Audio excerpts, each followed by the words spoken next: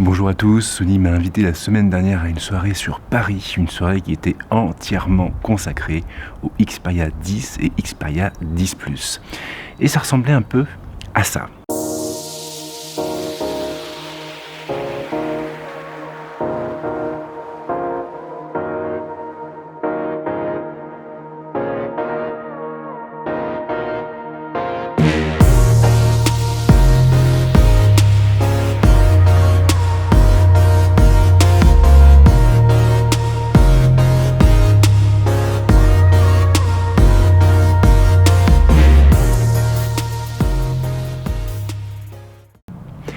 Alors à la base, j'avais prévu de tourner un vlog, un peu comme ce que je vous avais fait pour le lancement des Galaxy S10 à Londres.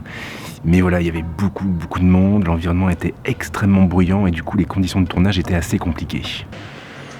Du coup on part sur un format un peu plus traditionnel, donc sur une vidéo qui va se focaliser sur différents aspects de ces téléphones. Dans un premier temps, on va s'intéresser à leur design et leur ergonomie, et puis ensuite on parlera un petit peu de leur écran et de ce fameux format introduit avec cette nouvelle gamme, le 21/9e. Mais avant de poursuivre, on va aller se poser tranquille dans un coin du jardin.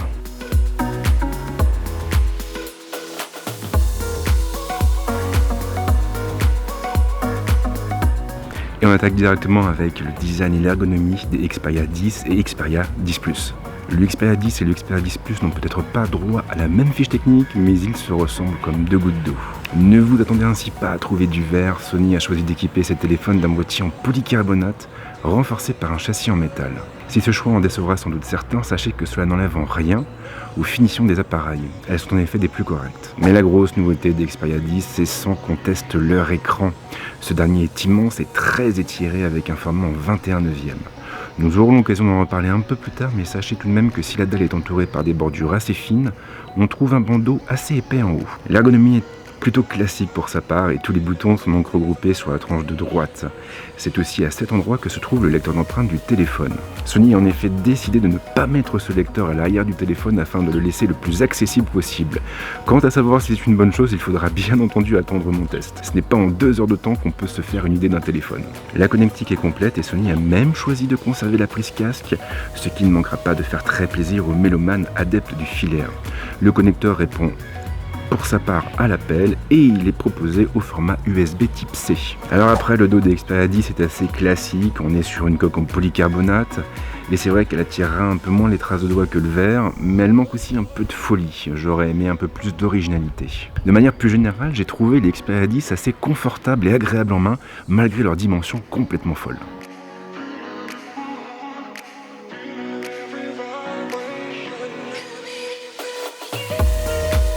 Sony et le cinéma, c'est une grande histoire d'amour et cela ne se limite pas aux téléviseurs de la marque puisque l'entreprise produit aussi des films. Elle dispose donc d'un certain savoir-faire en la matière et ce savoir-faire, eh bien, les Xperia 10 en profitent directement. Si ces téléphones ciblent des publics très différents, ils ont au moins une chose en commun, le format de leur dalle.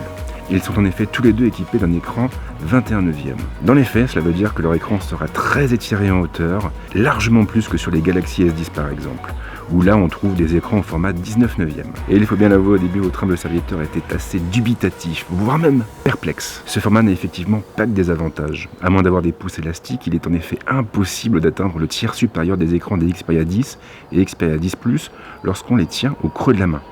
Cela veut aussi dire que l'utilisation d'une seconde main est presque indispensable.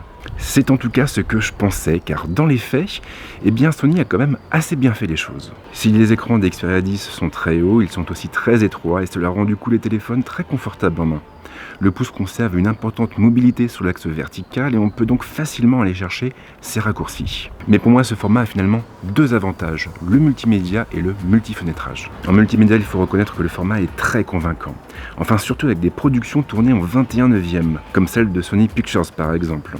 On rentre plus facilement dans les films.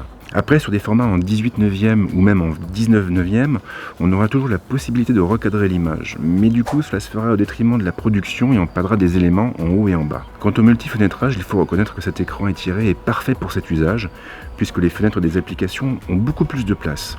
Et si vous faites souvent appel à cette fonction, alors vous serez sans doute sensible à cet argument. De manière plus général, je n'ai pas constaté de bugs flagrants au niveau des applications et elles semblent toutes tirer pleinement parti de ce format. Cela vaut bien entendu pour les applications de Sony, mais également pour les applications génériques comme celles fournies par Google.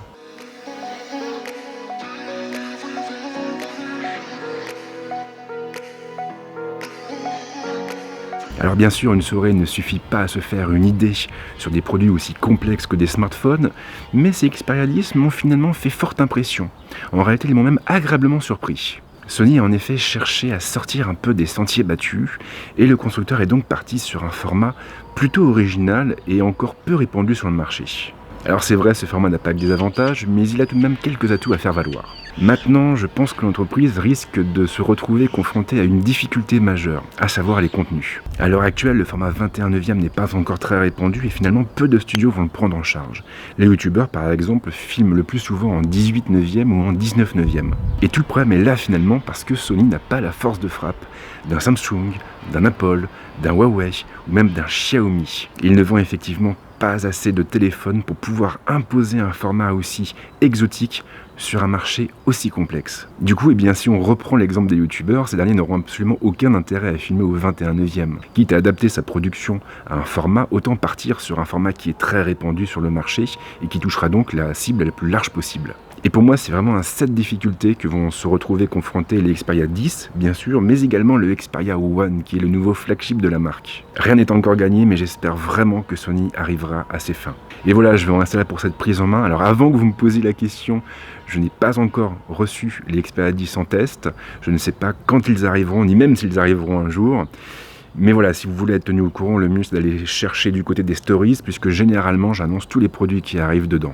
Et comme d'hab, si vous avez des questions, les commentaires sont là pour ça, bien entendu. Quant à moi, je vous laisse et je vous souhaite de passer une excellente semaine ou un excellent week-end. Ciao!